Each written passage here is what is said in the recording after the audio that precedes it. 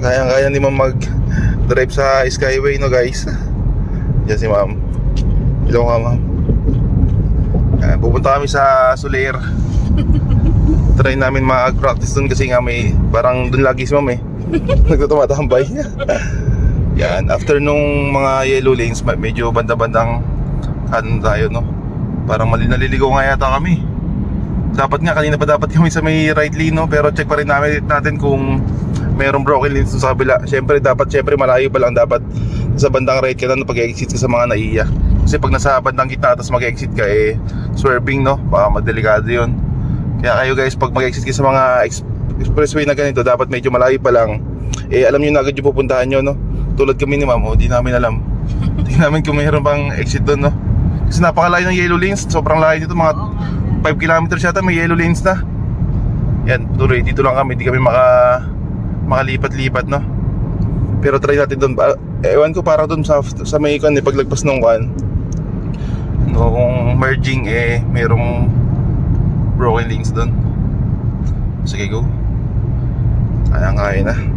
After so many years napag-drive din sa Skyway. Okay, go. Stay lane ka lang mo. Tapos then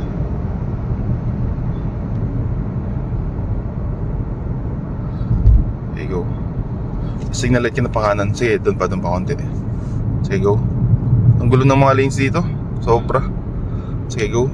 Signal light ka pa kanan. Yun. Merong single lanes. Yun, sige, go. Unti-unti lang. Nice one. Sige, go. Tapos check mo yung kanan. Merging yan. Sige, go.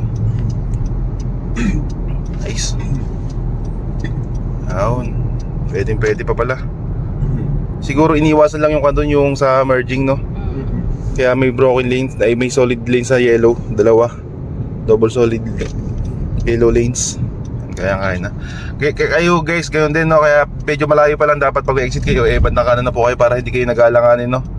Tulad ng ginawa namin ni ma'am, medyo alanganin. Pero at least kahit pa paano, mayroon pang pagkakataon na mag-exit, no? Sige, go. Unti-unti lang, ma'am. Bandang right ka lang. Sa gitna na lanes. Ayan, sige. Ayan. Nice one. Grabe. Yun lang guys, salamat po, ingat.